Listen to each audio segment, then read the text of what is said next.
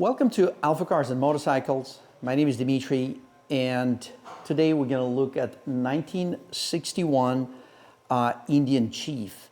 And this is a very interesting motorcycle. This video is not about the history, but it is actually a US version of Royal Enfield. So Royal Enfield sold motorcycles through Indian. In fact, Indian owned Royal Enfield for a few years.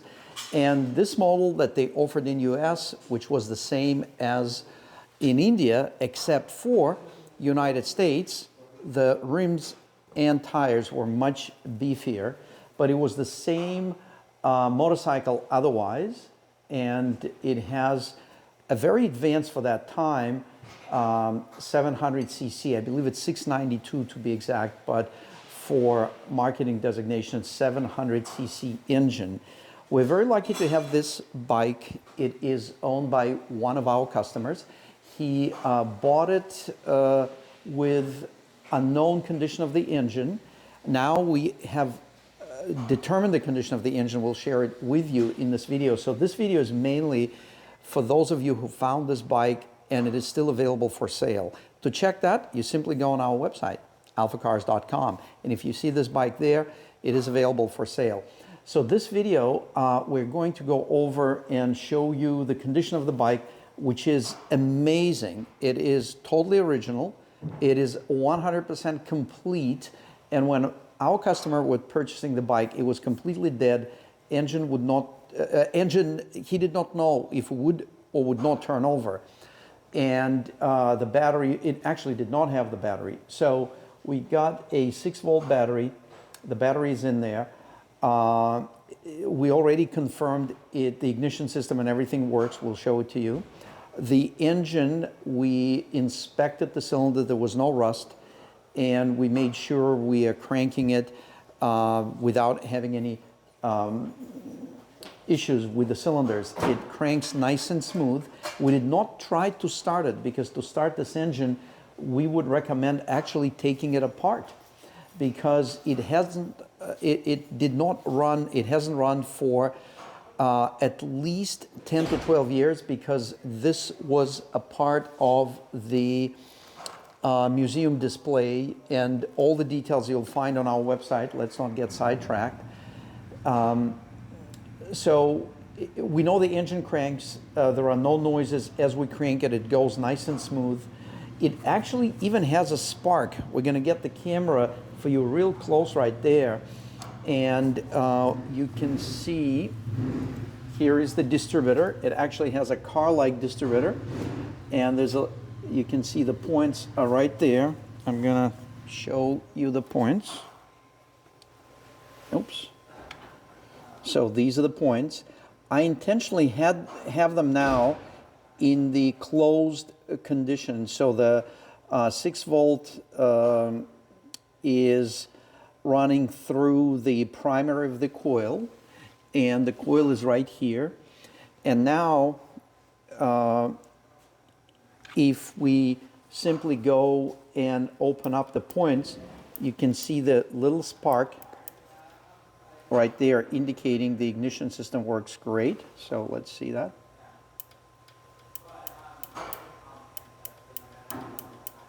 Can we see that? Oh yeah, it's a nice noise too. Yeah, it's a nice noise. You do not want to hear that noise on your engine when the engine is running, because that means the spark is jumping before it reaches the spark plug. But this is the secondary from the ignition coil. Normally, it would go in this cute little distributor cap. Look at this. It is original. The bike has 9,000, a little over 9,000 miles. It is original. There's an amazingly cute rotor that goes right there. Yeah. So we took it all apart. It was very simple, very easy. So now I'm going to crank this engine over. We have the plugs out, and I'm going to crank this over. So it cranks nice and smooth. We removed and inspected. You can see exhaust valves on this side, exhaust valve on this side, and intake valves on this side. So if we bring, oh, you could hear the spark again, it clicked. So now we made a rough adjustment on the valves. Actually, I shouldn't say rough. We made a proper valve clearance adjustment just to make sure the valves and everything moves. And you can hear they're behaving correctly.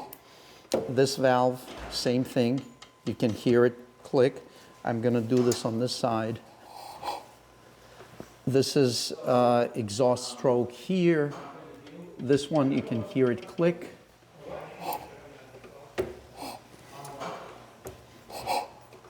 And you can hear this one click too. So yeah, we have a good spinning engine. We attempted to do the compression. It was not, and we were not surprised. The compression was really not very high. It was around 50, which normally would be considered low. And most likely it is because the oil that's, this engine was completely dry. It had no oil, so we put some oil, well, we put proper amount of oil in there. But when you leave the engine dry inside, the remainder of the oil actually dries up and it becomes gel-like, and then it gets very hard. So the compression readings usually on those engines, this is speculation here, this is not something we reliably diagnosed, but it's not uncommon for these completely dry engines not to develop proper compression. It is actually normal. So unless it's, yeah, we can definitely put some oil in the cylinder. We can do some of those things, but we're going to leave that for the next owner. All we're doing with this video, we are showing that it cranks freely. We actually have a bonus spark for you. And the spark is unlimited as long as you crank it. So now let's take a look around the bike, and let's take a look just at the completeness of the bike. It is complete. Even these rubber foot pegs are complete. You can see the rubber is original. The rubber is original on the, we do have the carburetor. This is just something we disassembled. The carburetor is right here. It is as simple as it gets, and it's actually not in bad shape. If it is placed in the ultrasonic cleaner, this would work out great. It is all there. It looks like it may be missing a hand pump, because these things, usually you would have your hand pump to inflate your tires. Tires are in great condition. They're Goodyear tires. You can see the speedometer power takeoff right there with the cable, with a little lubrication, grease fitting. There are a lot of grease fittings on the older bikes, and you can see that. Let's check out the rest of the bike.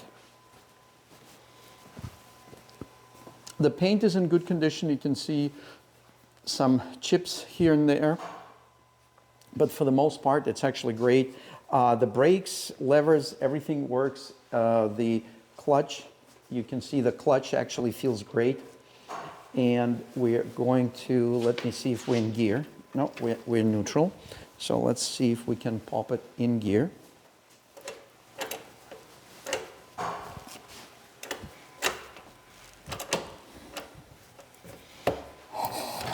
Yep. So we're in gear now. And if I squeeze the clutch,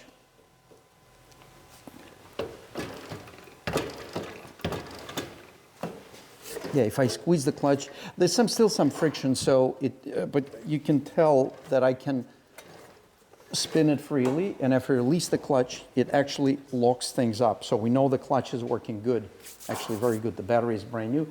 Look at the seat. The seat is in a very firm, nice, original condition. It's got a welcoming incandescent light. We speak of incandescent light as a feature now because most of the lights are LED lights. We have the Indian head right there. So you get a Royal Enfield with Indian batching and US favorite wide beefy tires. They thought if they're gonna bring the bike, it needs to match or be close to Harley tires. And if you look at the condition of the sprocket and the chain, it is certainly consistent with a well-maintained motorcycle with under 10,000 miles. Yeah, look at the chain right here. It's actually in very, very good condition. Here's the foot brake. It is kind of like English heritage. And look at this switch, the electrical switch Yeah. for the brake light. Yeah, that's a switch for the brake Yeah. light. Does the brake light work? No, so the brake light doesn't work. It will not pass inspection. That's a big deal. Well, did you turn the key? Is the key? Ah, okay. Yeah, I think we have the ignition on because, yeah, Okay. so, I think we're clear on that. yeah. Yeah, by the way, this is the ignition key. This is the main main switch right there. The choke is right there. We already know the clutch. And then the front brake. The front brake, you can see it, the levers. Yeah, there's nothing seized on the bike, which is great. And we believe that it went into museum collection, and of course it was drained of fluids, including the gas tank. And the gas tank is rusty, would need a proper cleaning and relining. And look at the condition of the chrome and the fish tail mufflers.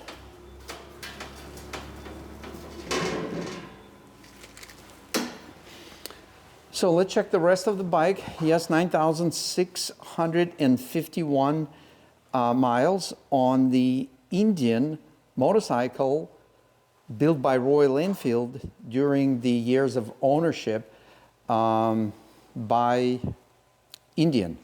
And look at this, it's got an amp meter.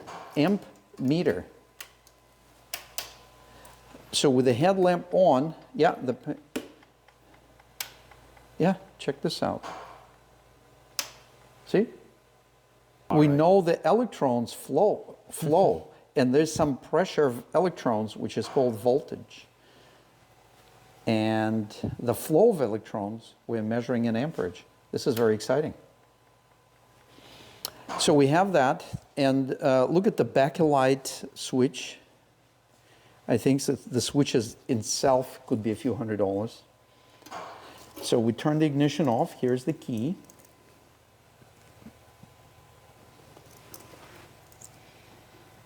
Yeah, this may be the original key. So we've got the key. Now from this view, check out the engine. Let's look at it.